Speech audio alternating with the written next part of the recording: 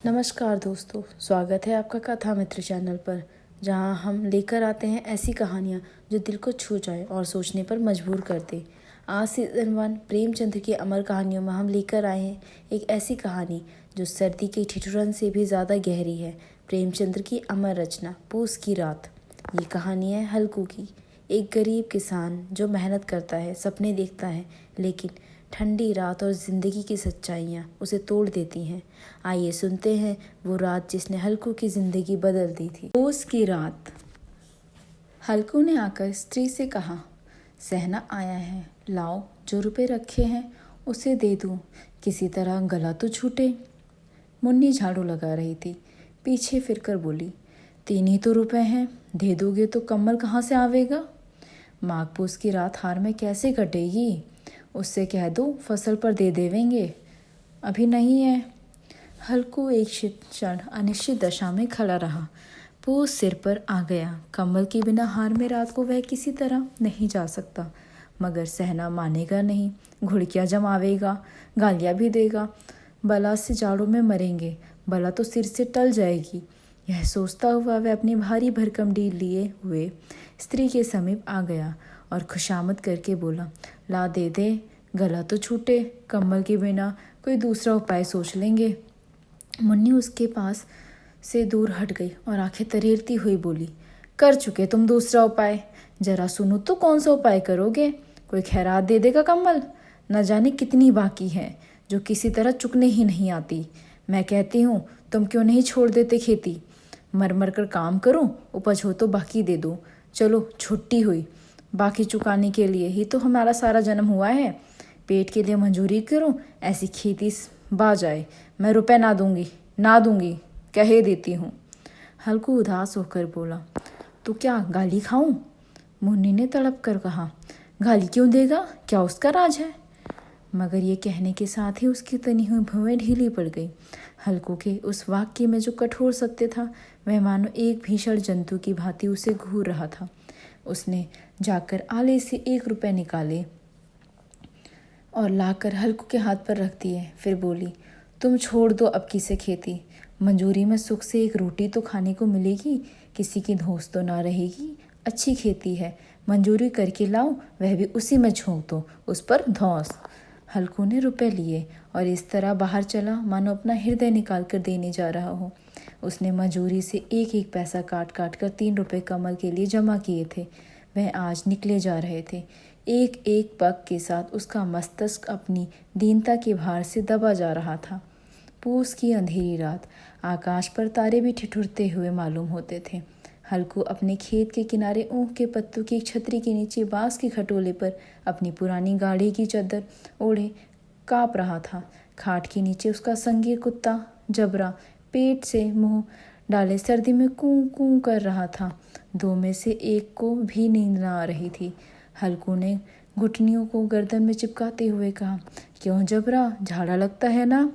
कहता तो था घर में पुआल पर लेट रहा, तो क्या लेने आया है यहाँ पर?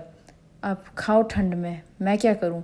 जानते थे मैं यहाँ पर हलवा पूरी खाने आ रहा हूँ, दौड़े दौड़े भागे चले आए, अब रो नानी के नाम को। जबरा ने पड़े पड़े दुम्हें लाई और अपनी कूं कूं को दीर्घ बनाता हुआ वह एक और जमाई लेकर चुप हो गया। उसकी शांत बुद्धि ने शायद ताड़ लिया था कि स्वामी को मेरी कूं कूं से नींद नहीं आ रही है।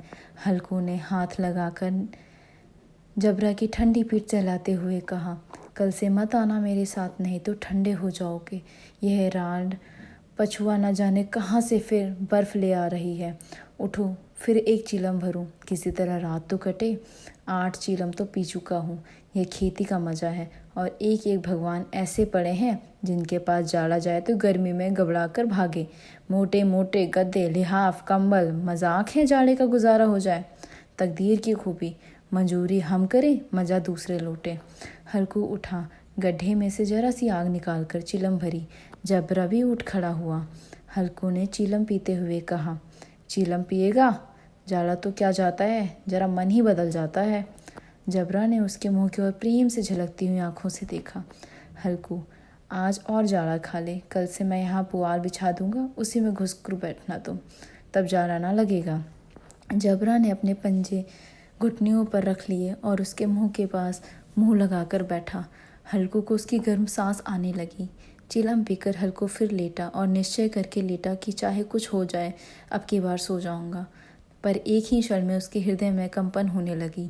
कभी इस करवट लेटता, कभी उस करवट, पर जाड़ा किसी पिशाच की भांति उसकी छाती को दबाए हुए था।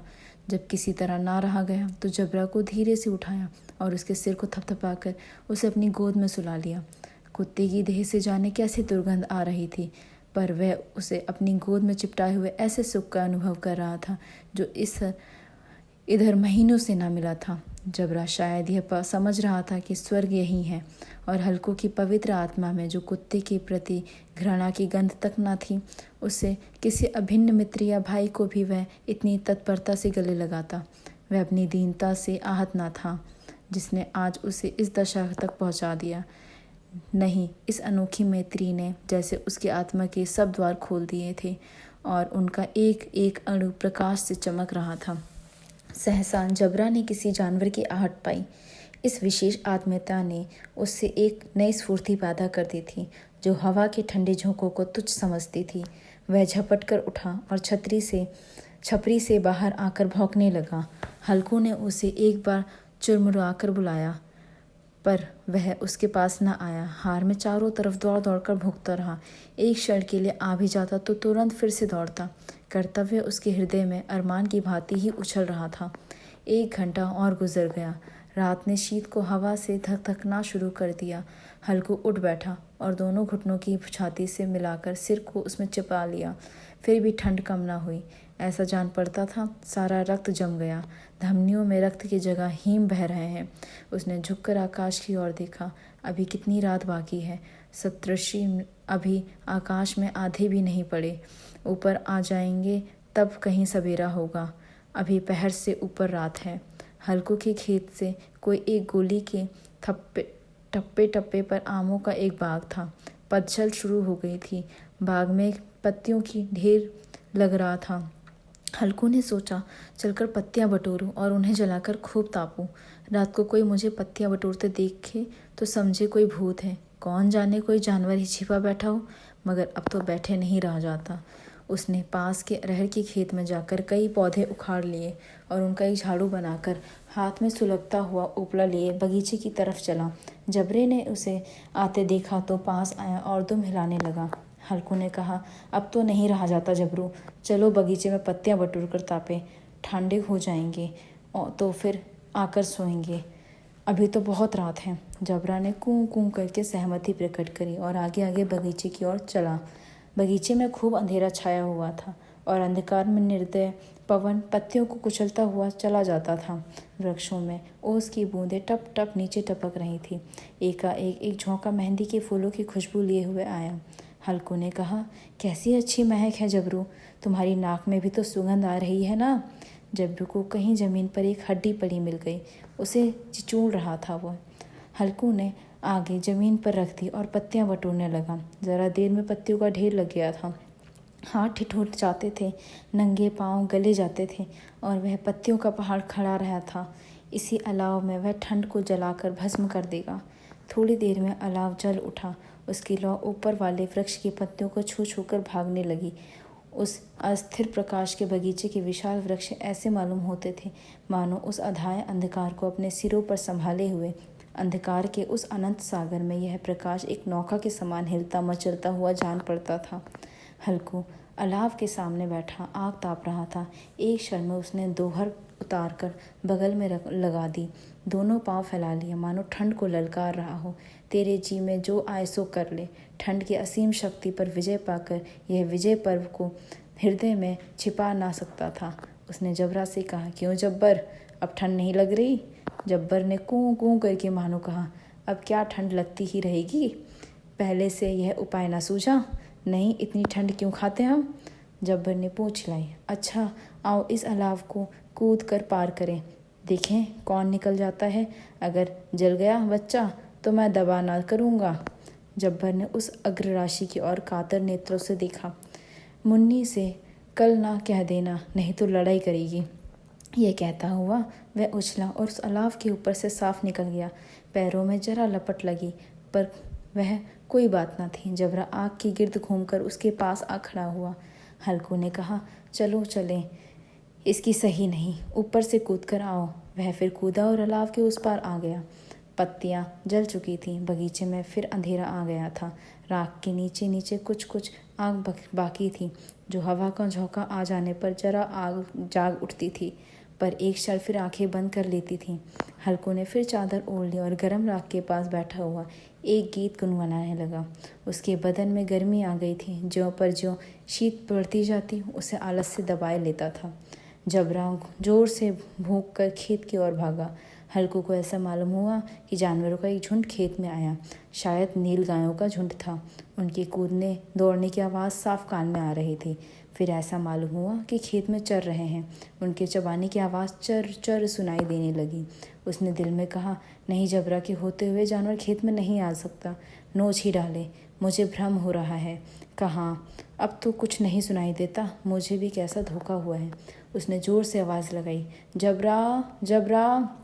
जबरा भौंकता रहा, उसके पास ना आया। फिर खेत के चले जाने की आहट मिली। अब वह अपने को धोखा ना दे सका। उसे अपनी जगह से हिलना जहर लग रहा था। कैसा दंदाया हुआ था इस जाड़े पाले में खेत में जाना, जानवरों के पीछे दौड़ना असह्य जान पड़ा। वह अपनी जगह से ना हिला। उसने ज़ोर से आवाज़ लगाई, लियो लियो। जबरा फिर भौंक उठा। जानवर खेत चर रहे थे। उसका फसल तैयार है। कैसी अच्छी खेती है, पर ये दुष्ट जानवर उसका सर्वनाश किए डालते हैं।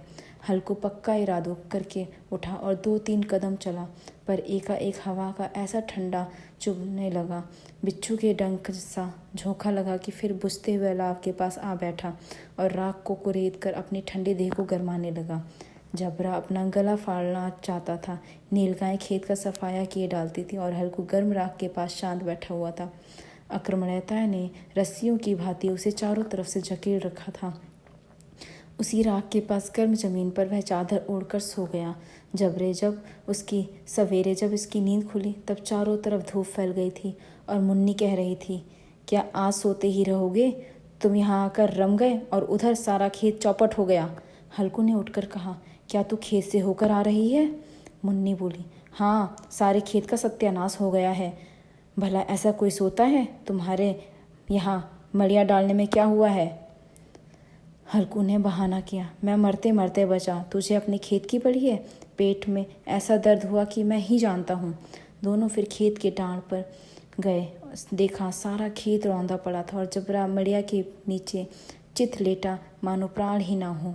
दोनों खेत की दशा देख रहे थे। मुन्नी के मुख पर उदासी छाई थी, पर हल्कू प्रसन्न था।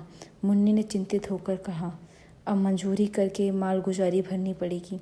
हल्कू ने प्रसन्न मुख से कहा, रात को ठंड में यहाँ सोना तो न पड़ेगा। दोस्तों, पोस की रात सिर्फ एक कहानी नहीं, बल्कि उन लाखों गरीब किसानों की व्यथा है जो ठंड से नहीं बल्कि हालातों से हार जाते हैं। प्रेमचंद्र ने इस कहानी के ज़रिए वो दर्द दिखाया है जिसे शब्दों से बयां करना आसान है। अगर हल्कू की ये कहानी आपके दिल को छू गई हो तो लाइक करें, शेयर करें और सब्सक्राइब करें कथा मित्र को, क्योंकि सीज़न 1 प्रेमचंद्र की कहानियों में ऐसी ही सच्ची और असरदार कहानियाँ आपका इंतज़ार कर रही हैं। मिलते हैं अगली कहानी में, तब तक के लिए नमस्कार और धन्यवाद।